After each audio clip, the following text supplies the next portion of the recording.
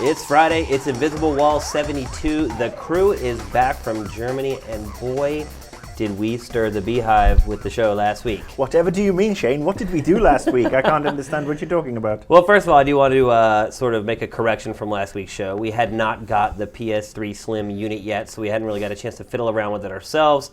There actually is the ability to replace the hard drive, as about 8,000 people pointed out in the comments from last week's show. Yeah, but to be fair, we actually said when we started recording the show that we were recording this 2 hours after the announcement. Right. We didn't. We were going off the spec sheets we got from Germany. Basically, we had and the their press release screenshots. sitting in front of us, and we Yeah. were reading exactly what Sony had announced about the system. So. And you know what really made me kind of annoyed last week? I love it when everybody comments, because the more comments, the more feedback we get. Mm-hmm. But before you actually comment after you've watched the show, or while you're watching the show, do us a favor, read through all the other frigging comments first, because it would have been pointed out several times that we didn't have the machine in our hands. And yes, we knew soon after that the hard drive was easily removable, but we didn't at the time. So, have a bit of common sense before, I see one more post saying you can remove the hard drive, and I'm just going to go and... I think if you look at the cost benefit of it all, I think the benefit of us being able to get the information about the PS3 Slim out there, all the information about it, other than that, was worth making the one slight mistake. So, and it was hysterical how much we pissed off the Wii fanboys last week. Yeah, the Wii fans weren't happy about our discussion last week, our rather frank discussion about how we feel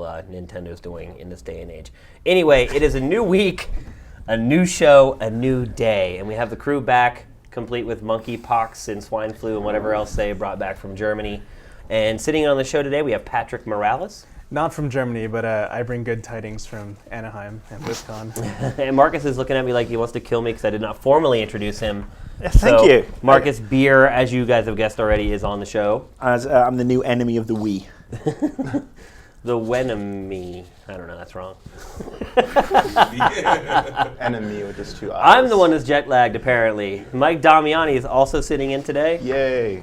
Rich Brown's along for moral support. Hey, everybody. Daniel Bloodworth will be joining us in a minute. Right now, he's just kind of chilling out. Yo. And Ryan Stevens back from the dead. Yo. Hello. Good evening. Wow. This guy makes Boba Fett look like a pussy. The BlizzCon. That's right. How was it, man? You know what? My personal feeling on BlizzCon 09 was it was a good show, but I could see how some people maybe weren't too thrilled by it. Of course, you have the big announcement, the new World of Warcraft expansion. But other than that, not really much in the way of news from other games. More just little updates. Diablo 3, of course, is getting the new Monk class, which looks very cool in motion. StarCraft 2, they let on a little bit more details about the new Battle.net. And still no sign of beta, too, which is another bit of a low point. But Michael Morhaime, the CEO, did point out that they are definitely on track to getting StarCraft 2 out pretty soon, in either the first half of 2010 or somewhere in the middle. And the beta is definitely coming out before the end of the year. So there's something to look forward to there. Now, here's my question to you. Mm-hmm. When, if ever, are they going to make a sequel to World of Warcraft? Never. You really think never? Yeah, no, I know for a fact. I actually interviewed Michael Morhaime about it, and I asked him, how when you first set off with World of Warcraft, what was the life cycle that you had intended for the product? And he never expected it to be this huge. And obviously, it's bringing them a good deal of revenue. Yeah, but a good deal. Obviously. Get the abacus out. But they have no intention of redoing it or sequelizing it. They're actually going to move forward with a new MMO that they haven't announced yet. Really? And they've been collecting resumes for that for a while. But their new expansion's kind of like remixing it. It is, yeah, but I wouldn't say it's as drastic as calling it WoW 2.0. It's just all the expansions thus far have just been, the slow evolution of it being what it is now. Actually, Cataclysm, which is the name of the new expansion coming out. When is that coming out, by the way? Have they That said? is coming out next year. Okay. They're aiming for next year. What they're doing with that is they're actually taking the world that people have been playing with for the last 5 years and completely destroying it. So the entire... Thus the name. Yeah, that's the name. And that's actually, I guess you could call that a platform for WoW 2.0 in the sense that it's completely different and you'll never play the old WoW as you knew it ever again. But that's the question right now, is if you don't buy this expansion, how does that all work out? I mean, with people That's a good question. Because it's the same space. What if people don't want to do that? And can you visit the old one? People don't have a choice because it's going to happen. It's called the forced migration. If you don't buy the product, though, you're still going to see it different. Really? They're giving that as a freebie almost. They said that they've been meaning to change the level 1 through 60, which is the base game experience for the longest time, and they're doing it with Cataclysm. So what people are going to see it as is a content patch, kind of leading up as a prelude to all the new stuff in the high levels. So even if you don't buy the game, the new expansion rather, you are going to see the world completely different. So they're But giving can you that. see your buddies though? You will, yeah. And they'll just be in normal world, and you'll be in Cataclysm world. No, I think You'll they'll all be. be in You'll all Cataclysm. be. Yeah, You're saying yeah. that you'll all be in Oh, Cataclysm okay, world. okay. They'll- Guess I missed that. I guess you just won't get access to the level 85 level Yep. cap. You won't get access to the 2 new races, and you won't get to choose archaeology as your second. Yeah, that's the hard limit, as Marcus said. You won't be able to visit any of the new stuff, but all the stuff that's changed in the main world will be there for And you. actually, they did a test run of that out of the Lich King expansion pack, because there was this whole level where I think if you were playing as Horde, Undercity was totally overrun by bad guys, and it took you out of the regular Undercity setting and put you into a new one where you had to fight your way through, and it was a really big sort of like group experience, and it was actually one of the most satisfying quest chains that I did on WoW, and I really enjoyed it. But everybody else who wasn't on that quest was still seeing their regular Undercity, so I think that might have actually been a test run for them. What are the fundamental changes to the core of the game? Because I'm someone who tried World of Warcraft, didn't connect with me, so I'm wondering if now it might be something I'm interested in. The fundamental changes to World of Warcraft, I'd say compared to when it first launched, it is vastly geared towards someone that doesn't normally play an MMO. Like me. It's Yeah. way more streamlined. Yeah. It is where the quests were a lot easier, and you get less FedEx quests. There's more variety. Combat's a little bit easier to handle. Whereas before you'd come into a village and you wouldn't really know when you first started who did what. Now you can see where the quests are. You can see where the flight paths are. You can see where the repeatable quests are. Do they give you a mount now at like level 3 or something ridiculous like that? Yeah. Level 20. They basically Oh my Level God. 20, They're giving them really? away, Back yeah. in the day. Yeah. He had to work for that. So Yeah, you work, can have yeah. something like 8 different mounts. I mean, you've got 20, my you've got 30. Night Elf ass. Then you've got the 40 was the original cap. Then there's the flying mounts, and you've got 3 different types of those, I think. Oh, and flying is going to be all through Azeroth now, too, right? In Cataclysm? Yeah, you'll be able to fly all through Azeroth, which is That will be previously limited. good. That will be good. That's cool. Yeah, but just in terms of how much WoW's changed overall, just walking around BlizzCon and talking to people online, you'll meet people that you don't expect to play WoW, that are completely non-gamers. Did you that meet are Ozzy totally Osbourne? into it. I didn't. He was doing the closing ceremonies, and I unfortunately was running tapes back. So What was he? Was he going to perform? yeah, he was. Really? He was actually the closing act for BlizzCon closing Wow. ceremonies. Yeah. Well, he's in the ad campaign Oh, for I Wrath of the know, Lich but King. still. And Yeah, you he was see- there. What about Jay Moore and the? Yeah, Jay Moore was there too. He's reprising, I believe, his 3rd time as the costume and dance contest judge. Did a good job. He's a funny guy. Yeah, he had great improv. He does the DICE Awards, and he doesn't pull any punches, man. He goes right for the throat, and you can see some people in the industry aren't used to that. And Right. that's why it's Yeah. awesome, because they're completely caught off guard. They're like, oh my God, I can't believe he just said that. He's definitely better doing stand-up than he is acting in TV shows, I'd in my agree. opinion. Yeah. What about the rest of BlizzCon? Other new developments. For StarCraft 2, they launched the new Battle.net announcement, which is basically they're looking to take the old Battle.net and making it its own platform almost, like Xbox Live or Steam, except that it unites all of the Blizzard franchises together in one program. And it has a lot of the social networking aspects of something you'd expect from, like, say, Twitter or MySpace or But this is for Facebook. Blizzard products only, right? Yes. Okay. So say, for example, that I'm playing World of Warcraft and Mike Damiani is playing StarCraft 2. We can both be in our own separate games, but we'd be able to talk to each other through like an instant message proprietary client. Wow. So if I go, hey Mike, you want to play some World of Warcraft or whatever, then yeah, sure. And then we could just meet each other up. And That's also, pretty smart on Blizzard's part. So let's talk about Diablo. Yeah. Yeah. Do it. Tell us about the monk Diablo class. 3. Diablo 3, the big announcement, was the monk class reveal, which is very near and dear to my heart. It's their take, literally, on the fighting game, and the gimmick behind that is that you do combos with mouse clicks and the number keys, and it's pretty cool because imagine a mage in World of Warcraft, how they're kind of high damage output but very high damage intake. It's kind of that deal. So imagine that you're playing a character where you deal like a truckload of damage, but just like the slightest scratch on you will hurt like hell. So it's kind of an interesting dynamic how they did that, and it's conceptually speaking, it's a cool idea because it's taking kind of like the Eastern, Buddhist monk with the kind of Western medieval monk and putting it together. And Diablo 3 is starting to look really cool in my eyes. It's certainly evolving. Not much development so far. Nothing like World of Warcraft Cataclysm, but just a nice little sneak peek of things to come. Hopefully Diablo 3 will come out soon, but I really doubt it with all the things they got on their plate. So here's what I asked. Even a hint of when it's coming out? No, not even. Wow. They are not going to commit to that. If I had to give a guess, I'd say 2013. Whoa! Honestly. What? I'd say so. We'll see Controversy. StarCraft 2 That's next. insane. That's my Why guess. even show the game? We'll see StarCraft 2 next year. We might see Cataclysm next year, but I think Cataclysm won't come until the year after next. They want Cataclysm to be next year, but we'll see. That'll be forward to that. interesting if it hits Q4. If it does, it'll be the first Blizzard title to ship on time for a long time. Yeah, plus StarCraft 3 is 3 parts. Yeah. So He's actually right. Yeah. But you played the monk. I have, yeah. So anything cool actually happened when you're playing with him, or was it just beat up some dudes? The gimmick with him is that each attack has a 3-stage process.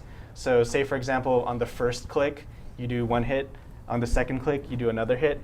And if you hit it a third time within a certain time frame, then you do like a finisher. Well, Phantasy Star Online had that. Yeah. Kind of, but the cool thing about it is that you could switch between attacks. Okay. So you can go debuff, attack, or like shield, attack, debuff. You can string everything together into like a nice little custom combo. But other than the combat, anything actually like cool happened in your play experience? It's pretty much Diablo. Okay. Honestly, they did show off some of the nice like kind of random quest lines and map things, but they've had that since Diablo 2. All in all, what would you rate BlizzCon? I enjoy Blizzard very much, and I have to give it a 8.9 maybe. Not so much going for it this year hype-wise. Cataclysm was a high point, but everything else was kind of like a steady medium for me. Peanut butter jelly time. Peanut butter jelly time. Way there you go. There you go. There you go. There you go. Peanut butter jelly. Peanut butter jelly. Peanut butter jelly. Peanut butter jelly. Peanut butter jelly. Peanut butter jelly. Peanut butter jelly with a baseball bat. Peanut butter jelly. Peanut butter jelly. Peanut butter jelly with a baseball bat. All right, now the reason we're all here, the reason some of you barely made it here, Gamescom. First of all, your trip out there was complete hell. I think we mentioned it briefly last week. You guys took 30 hours to get out there? Yeah. Yeah. 31 from door to door. Yeah. The process was just Lost all your stuff, all your bags, all your gear. Had no clothes. You Yeah. bought socks that were too small. Yeah, anklets. anklets. Socks. They fit Marco. Did they have little bows on them? No, they're just little socks. Just wieners. But enough about our woes. Yeah. I'm sure The audience would love to hear Yeah, more. the show itself was but- fine. Just there and back was the Yeah. problem. So the convention hall, they moved it obviously from Leipzig to Cologne this year. How was that overall, that change? I believe the change was for the better because Except for internet speed. Yeah, with the exception of internet speed, but it was more accommodating, which I didn't think you could get because the Leipzig Convention Center is magnificent. Right. It is completely magnificent. But here in Cologne, it was the exhibit halls were, I want to say they were longer than the exhibit halls in Leipzig. But what the one advantage Leipzig had was the center dome, Yeah. which is just, you could easily fit 2 or 3 E3s just within that center dome alone in Leipzig. What? Yeah, it's pretty big. I mean, Yeah. these halls are huge. I'm Yeah. sure you could fit Yeah. the But North yeah, Hall the- or West Hall from LA Yeah. once and a You- half in each of their halls, and there's like 9 or 11 halls or something like Wow. that. And the nice thing They didn't about- use all of them, but How do they Yeah. ever fill that up with anything? there was a lot of what open conventions space. can A lot be of bigger? open space. A lot of open space, but I mean, and it got crowded. Like the business day was great, especially for us because we were able, to get a lot done. But I mean, having only one business day and then coming to the first public day, it got crowded pretty quick. I mean, those lines were going, especially for Sony's booth, for Blizzard's booth because of StarCraft and Diablo and Warcraft. The God of War line was ridiculous. The Uncharted line was Yeah, ridiculous. Sony had a huge booth. I Yeah. mean, they really brought it compared to Microsoft Yeah, and I mean, Nintendo. Yeah. literally Sony's booth was like the size of 4 I booths will of say everybody else. EA's Really? booth. EA's booth was bigger, but that's because they had like their whole own big section for like Rock Band Beatles, Right. and their own big section for Star Wars, the Old Republic. That was a lot better Huge. being in Cologne in general, right? More Yes. places to Yeah. eat, better transportation. Not out in the middle of nowhere. Prostitutes didn't have as many diseases. Yeah. That's why Johnny's sick. Well, let's talk about the games. Obviously, that's why we went there. That's what you guys did. You guys did an amazing job, as usual, covering the show. Let's just sort of go around the horn. I want you guys to each pick one game that you saw there that really stuck with you and talk about it for a bit. So, Rich, what was the one game that you saw that really you thought set the show off? At Sony's booth, which if I had to give an award for publisher of the show, it would be Sony for their overall presence, period. And that would be Heavy Rain. Heavy Rain. It was Heavy Rain. It was, I forget what it's called. It was a checkpoint, but you're, I guess, the old washed up detective inside of a convenience store that just happens to be getting robbed, and you have choices on what you want to do, whether, like, it's like you hear it being robbed and you're in the back of the store, and then you have choices on how you want to deal with it. Or even before you get to that point, it's like if you decide to try to sneak up on the guy as you're walking, there are quick time events to where like a box of cereal will fall over, or you might knock a bottle over, and you have to press the button at the right time, and you can catch it, or it'll fall, and then and then the guy with the gun will turn around and go, hey, you get over here, blah blah blah. But if you can sneak up on him, you can pick up a bottle and knock him out, and and then the store clerk will thank you. You'll be on your way, and he'll be like, wait, and then he'll give you some information. Or you can walk around and let him Like see a free you. bag of ice or anything? Like It's a No. clue. It's like Blue's But Clues. yeah, A it's clue, basically a a clue. clue. Yeah. Or you can walk around and let them see you, and then you can try to reason with them. You can just, basically be a jerk to them. You've got. It starts out with 4 choices. It's like you can be calm. You can, reason with them. He'll be like, put your hands up, and then you have to tap R1 and R2 to, Raise your hands. to raise your hands. I was wondering if you could just put like one hand up, and be like, "Hey, Yeah. yo, one of these." That's something we didn't try, but yeah, you can do that. And it's just like, okay, you can remain calm. You can, be now, did you hyper, try it can- different ways? Did you let the bottle hit the ground at one point to see what happens? I don't think there was a point where we let the bottle hit the ground. Oh, I but saw that when I did my walkthrough. So there's Okay. so many splitting Yeah. paths on how this thing can come out. It's like you start with. Did you 4. walk on the chips? No, Marco was playing, and he caught. Let me see. He caught the cereal. He didn't knock over the bottle, and I don't think he went in the aisle. With If you walk on the chips, they'll notice you too because Yeah. they're crunchy. Do you think this game is going to be like 4 hours long, but there's going to be like 50 different ways you can play it? Well, when I did the interview, he said that the initial script was like 7,000 pages, and they knocked it down to like 2,500 pages. There's 70 scenes roughly, and a lot of ways each of those scenes play out, and lots of they did tons of flow charts. They had their own like in studio system to set this up. Great interview, by the way. Hopefully, it's up by this time. And if you played Indigo Prophecy or Fahrenheit. There was like you could open little cupboards and stuff and get like points. I can't even remember what it was. Right, And yeah. they said they're dialing down a lot of the game elements and just trying to make it kind of immersive. And they realize it is quick time events, but it does make you more involved with the story, which I felt did work actually well with Indigo Prophecy. Here, he said the big issue with them is trophies because they're mandatory, but they're kind of also kind of anti what the game is kind of going for. It's like if you Right. win the game, getting a trophy kind of works, but he's like, I don't really want it to go dink like during like some emotional scene, like Right. You've died, dink, or something like that. Trophy. Yeah, his whole play length thing is like it can go everywhere, anywhere, because you can get every character killed. And like if a character dies, you just go to the next one. It's not game over until all 4 characters are dead. Right. So it can really be spread out, and you're going to want to replay, and it's not just a binary, I didn't take the evil choice, I didn't take the good choice. There's just a big world of variety in there. I'm not sure how much of a payoff there will be for all the variety, but it's cool to Do see you that ask there him is how a many bunch of different stuff. endings there are going to be? Yeah, he didn't actually give like an actual number. But like more than Multiple. a few? Multiple. Yeah. Yeah. The one thing I'd say is I think the voice acting, I got into a debate with TJ on this, I think the voice acting is actually decent, but I would actually say the actual script. Like I feel like the voice acting for what they have to read is decent, but I feel like the script could be, since it's in English and he's a French guy who wrote it, I think it could have been localized a little bit better. It comes across a little hammy and corny. Well, imagine at if they went points. for the whole 7,000 words. 7,000 pages. Pages, excuse me. Yeah. Yeah. Words would be what, about 2 pages? They could have split it into a sequel or possible trilogy. Yeah, but the writing still would have sucked. Right. Heavy Mike mist. D, what did you see that really caught your fancy? On Saturday, when we got to go around by ourselves and check out what we wanted, was I got to see the presentation for the Old Republic. Oh. And while some of it was still the same as the E3 version, they did show off the new Sith class. And after seeing the Sith class, I can say that I'm pretty impressed with it. I think I want to try and give it a shot when it comes out, more so than Final Fantasy XIV, which they showed off there.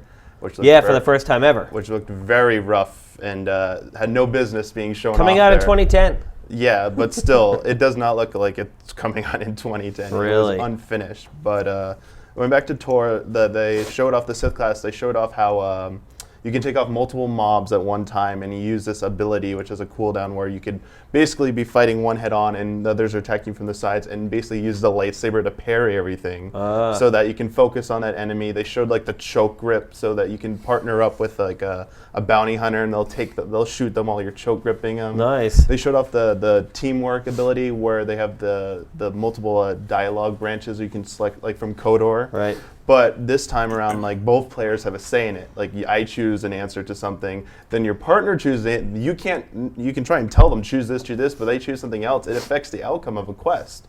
The example they gave is the same one to E3. Is you come to a commander of a ship, you learn that he's betrayed a direct order. And the first part of it, you can respond to his answer, why did you betray this order? He'll give you a reason. And then you like say, oh, you were honorable, like your reasons are honorable. No, that's traitorous. Then your partner gets to decide whether they live or die. Oh. And So it's not the same question you're answering. No, it's not Okay. the same question. It's a different line of questioning each time. But one or the other can determine how the quest goes. So you got to have a lot of faith in your Will there partner be headset communication with your teammate? What they were showing was just typing dialogue. So I don't know if they've answered about voice chat yet, but during the presentation there was no voice chat. It was strictly through keyboard. Because that could really be a make or break there. Because having the time to say something versus type it in and hit enter before your compatriot decides to kill some guy, and you're like, wait, that guy's got blah blah blah blah, and we need that. That may be too late if you can't say that, So hopefully they get that to work. We got to see more of the smuggler class, the whole cover system that they're implementing. It looked really Worked well? good. Did you get to play it? No, we didn't get to play it, so don't know how it actually plays. The presentation looked good. My concern is that you're on the smuggler homeworld. It's obviously the design is to cater to that. Right. When you go to a different planet that's more sparse, like Tatooine or something, How's that how work? are you going to use cover? I mean, so it was a slick presentation put together. It obviously looked more polished than 14, but and it looked good. But I would like to actually get my hands on it. I'm definitely interested in playing it. But from where it came from E3, it's come along nicely too. Good news. Bloodworth, what did you see that really lit your fire? Saw a lot of good stuff, but I think I'll start off with Assassin's Creed 2. At first, I thought that they were just repeating the E3 demo because that's all they had on the show floor. But then Yeah, I know you guys put up a couple vids, and I was like, oh, they're showing the same thing. Those dirty dogs. But yeah, once I got my behind closed door appointment, it was with Patrice, Oh, wow. and he was actually just showing off the real game at the level they have now, which they say is between alpha and beta or whatever. And it was in Florence this time, and he showed off a lot of different things. He showed off the crowd mechanics, that they've improved. You can actually take cover into any group of people. You don't have to be with monks. You can go around and pickpocket people. Anybody you want for just small sums of cash, and the money I think is one of the things they're pumping up as being a big new part of the game. For one thing, you can actually get rid of the beggars now, which I'm sure everyone will be happy about. Yeah, definitely. But you can also find different merchants and doctors and things to buy supplies and weapons and things off of. He showed a side quest where you had to assassinate this guy without being seen, but the guy had a bodyguard. And one of your new tools is poison that you put on the tip of your blade. And rather than actually killing somebody, it kind of makes them go crazy and start spazzing out. And so what he did was he poisoned the bodyguard. And then the bodyguard took his weapon and killed the guy that was the target. But you can use this on any random person. And he showed off this one thing where he poisoned this woman, and she's just a normal woman in like a robe or skirt or something, and she starts doing these high kicks and stuff. It looked hilarious. And then he threw a bunch of change on the ground, and the crowd rushed for the change, but then they jumped back when the woman started flailing. Oh, wow. So just little dynamic things like that you can do. She was showing off that different types of people recognize each other and greet each other as you're walking around. You can also use money for different types to pay off different types of people to do things for you. He saw the prostitutes in that video. Right, yeah. But he also showed off, I guess there's going to be thieves as well, and he showed off mercenaries. And so there's like this row of guards blocking a pathway that he wanted to go down. So he paid these mercenaries. The mercenaries started a fight with the guards, and he ran past them while there was a scuffle. The distraction's a big part of the game. Yeah. And then he went in to show off the new secret areas, which this one was catacombs under the city. And it's a bit more linear, a bit more deliberate. So it's set up like kind of a Prince of Persia style thing. Oh. So that you're using your moves and your abilities in different ways to get So it's past really it. all about just traversing the environment and getting from point A to point B. Yeah, and he said that there's only one of those secret areas that is mandatory, just to kind of give you an idea that they're there. Right. But all in all, there'll be 4 to 5 hours worth of gameplay with all the secret areas combined. Wow. Holy cow. Yeah. Did you see any new machines? Any new Da Vinci machines? No, he didn't go into any of that. It was more about just kind of showing the open world mechanics. And actually, the other really big game I saw that was they were doing the same thing was Mafia 2. Yeah. And that game, Mafia 2, I think, and Assassin's Creed, I think they both kind of like get rid of the excuse of the game has to look bad because it's open world. Right. Because both of those games look awesome. All right, Steven. So we're running out of time here, man. You got to give us your game quickly. I didn't really get to see a lot of things in motion. Did a pretty good interview for the new Castlevania game. Put some of my fears to rest. Like, they acknowledged that Jericho was a piece of shit. And there's reasons for that, but Konami of Europe's worked with them, Mercury Steam before. But in all honesty, it's funny because the game that kind of caught my eye, just because I think it's coming kind of a little bit out of left field, is Resonance of Fate. Wow. And I know you guys have been following it a little bit. By these guys, I mean Bloodworth and Damiani, since this is not the most visual of mediums. Yeah. I saw a really quick demo, about 4 minutes. Very, very pretty, but I liked its combat system. Had cover elements, random battles, but with cover elements. Interesting ideas on damage, with like permanent damage versus temporary damage. It's all guns, and there are special moves and stuff like that.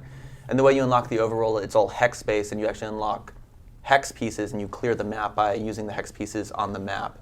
And the whole world is, it's kind of like the Jetsons. It's like you're up in the sky on these like gear, like there's nothing organic, like everything's just like gears and like weird like mechanical stuff. It was just PR guys giving the tour. They didn't have anyone from Trius there or Sega of Japan, so it was a little limited, but Yeah, I think the thing that made me interested in it is that Tri-Ace recognizes that the JRPG genre is very stale, and they're trying to mix things up with this game. And I mean, after well, they're probably one of the main contributors to that. but I mean, after what, Lost Odyssey, Blue Dragon, what's the other one that All sounded just like failures. Lost Odyssey? Last Remnant. Last Remnant, like all of these. All failures. They're not failures. It's just they didn't like, even with their little I'm hooks. saying financially they were failures. Yeah, but with their hooks, like nothing. And I put a good 10 hours into Dragon Quest IX on the DS, and it's cool, and it's Dragon Quest, and it's kind of mixing in some Monster Hunter. But here it's cool because it's still a JRPG, but it is actually kind of evolving in a way with these systems. Who knows how it's going to actually work out when you actually. I mean, I saw the tiniest vertical slice, so who knows how it's actually going to work out. But dig the art style. Combat seemed pretty interesting with this quasi real-time thing and cover and whatnot. So we'll see. Now, before you guys left, our big fear was that Leipzig was going to be E3 2, and that all the builds were going to be the same. I think that ended up not being the case. Well, the builds on the show floor. Yeah, it was a split. What they were showing to the consumers was basically E3. Gotcha. And then what we saw behind closed doors was new. The new builds. For the most part. Some of them were repeats still. But there still wasn't much in the way of new games. New games, yeah, Yeah. that's true. No big announcements, really. So with that in Fable mind, 3. we'll go around the horn. Everyone rate the show, and we do this with a letter grade as opposed to a number grade. Why? Don't ask. So Can we use the German alphabet? As if any of us know of it. Yeah, There's a double S. Strasse. So Rich, what would you rate Gamescom 09? I give it a B minus because I mean it was huge. I loved it, but everybody, it was for the most part on the floor in E3 too. And I mean there was even a lot of games that have already been released that were still showcased at E3 that were still showcased here. Wow. But they haven't been They hadn't released come out in Europe. maybe. Yeah, they haven't been released in Europe, but the U.S. media, U.S. has already seen them. And I would have given it a C with the exception that I saw Gran Turismo 5 damage with my own eyes. So. Is it good? Did you though? cause some of that damage? Yes, I did. Is it as good as like Dirt? Damage-wise, no. But damage was there. So But what about? you know, Well, the better question is it as good as Forza 3's? Forza 3's damage is pretty freaking awesome. from the build that they had on the floor, I don't think it was. Okay. It's just I was just happy to see damage at all in a Gran Turismo game. So, Right. You know. Damiani, what grade would you give the show? I'd give it a B. A lot of what Rich said, I echo that sentiment. I did like how they had a business area and the public show floor area for the public days. For those who don't understand, there's like, imagine E3 or Comic-Con, all the halls, but only certain halls on one side of the convention are press only. You can only get into that area if you have the right badge. That's good. And they had a lot of the same stuff there and the behind the scenes stuff, so it was nice, not very crowded, easy to get around. So that was very nice on our public Free days when we sparkling needed to water. do covers. Yes. There weren't, for those of you interested in like the booth babes, there weren't very many. There weren't very many. Did we shoot what was there? On We Saturday, we tried, sent yes. Johnny and Mike to go shoot as many as possible. So There were a lot they of them that eked were, out a few. There were a lot of them saying no. That Really? They didn't want to be filmed So or we had anything to hit like that the again. cosplay pool. The cosplay selection there was not very good. Oh, It is Germany. Sorry, Europeans. They're all dressed but- as like glasses of beer. Oh. And a lot of, I mean, That would have been cool. but they did, and there weren't Wow. much in the way of new announcements of games other than Fable 3, but they did have a few new games there, and I mean, even though I didn't like what they showed, they did have Final Fantasy 14 there, which, That's true. which was a shock to have it Yeah. at this convention, but as Of I said all again, places. it had no business being shown publicly that early. Bloodworth, what's your letter grade? Yeah, I'd have to go with a B as well. I mean, just on the sheer fact that there wasn't a lot of new WoW games or anything like that. Well, what about the PS3 Slim? Obviously, that's a huge announcement to come out. Yeah, right? that's a good thing, that they obviously held that for this show as well. Yeah. As But- opposed to waiting, a month or two for Tokyo Game Show, which I think we all thought they would do. So what's worse, an F plus or an F minus? Whoa. Is that, Are we talking about just the Minus. conference or the entire experience? yeah. Forget the first 32 Steven's hours. probably the lost last 500 bucks on 32 this trip. hours. Yeah. I will say the actual organization of the event, I would say, was actually probably, I'm going to say A minus. But I'm going to say the actual event personally, C plus max. Yeah. Not too good, huh? I mean, even the new stuff, like, it's just not new games. There were some new trailers and some not so new trailers as well, but just not new games. And seeing extended stuff on big stuff was welcomed, but for the majority of stuff, it was just rehash. It was, and that's it. You'll all agree it's better than Leipzig, though, right? Oh yeah, Yes. except for the Yeah. bandwidth. Yes.